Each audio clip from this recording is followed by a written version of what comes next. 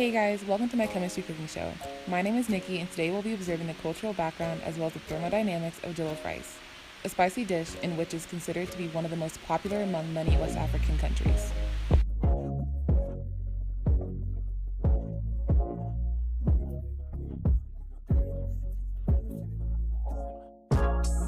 Our ingredients today will include 2 cups of parboiled rice, 5 small to medium-sized tomatoes, 1 red onion, 1 fresh habanero pepper, half a teaspoon of curry, 2 teaspoons of salt, 1 tablespoon of chicken flavored bouillon, 1/4 cup vegetable oil, 6 cups of water, and an egg. Breaking this down into chemistry vocabulary, the ingredients in which will be used for our dish can additionally be considered the reactants, as they soon will undergo changes during a reaction in order to form a product. The reaction in this case would be the cooking process. Equipment to be used in this process would include a kitchen oven, a roasting pan, in this recipe we used an enamel-based one, a blender, a saucepan, and a cooking spoon, a pot, and finally a serving dish. With all of that set, we're ready to cook. First, we'll preheat the oven at 375 degrees. If you observe closely in my oven, you'll notice a fan in the very back. This type of oven is called a convection oven, which, if not already obvious, also happens to be an example of convection. It heats food much faster than an ordinary oven since its fan blows the hot air around the enclosed space. Now, we'll wash the rice under running water until it is clear and drained. Once done, we'll pour it into our roast pan and set aside. Seeing the physical change occur in the rice is an example of qualitative data. We observe non-numerical data that characterizes and approximates. Taking our small to medium-sized tomatoes, we will place all 5 into the blender and blend until fully mixed. Taking the blended tomatoes, pour them into a saucepan and boil them until excess water is completely gone. With this stovetop, combustion is seen in our heating source. When the fuel reacts with the oxygen in the air, it will produce heat. The concept of the water being extracted from the blended tomato mixture is an example of evaporation, a process of losing heat through the conversion of water to gas.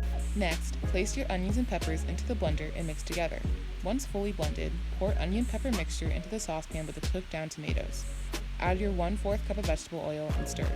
The combining of the fully cooked tomatoes, the onion pepper mixture, and the vegetable oil is considered a chemical change as a new substance is being formed. Now we'll let this fry for a minute. Still focusing on this new mixture, we'll add our half teaspoon of curry, 2 teaspoons of salt, and 1 tablespoon of chicken flavored bouillon. These measurements for the spices are considered quantitative data, as it focuses on the numeric values or amounts for what is being studied. Taking this fried tomato mixture, pour it into the roast pan over the rice, begin to mix thoroughly. Now we'll add 6 cups of water to this rice and tomato substance and mix thoroughly once again. Then, take the lid of the roasting pan and place it on top, covering the rice. The enamel roasting pan is made up of carbon steel, an alloy of iron and carbon. This hybrid substance allows for improved properties such as the weight, size, and grip and handling. You'll bake the rice for 1 hour, however, you will need to check on it every 15 minutes. As it sits in the oven, the roasting dish will begin to become hot.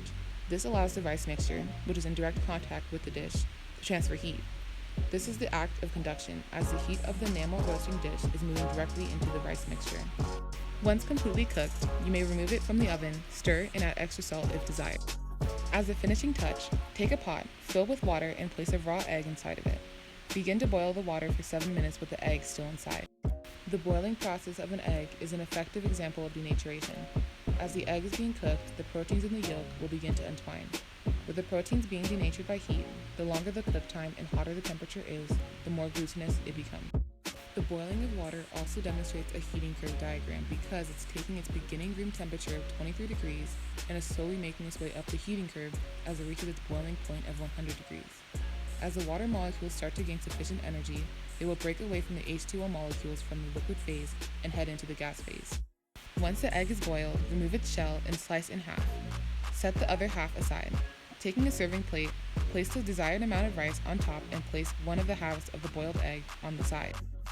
In this process, the product will be the jollof rice, as it is the end result produced from the reactants in the reaction.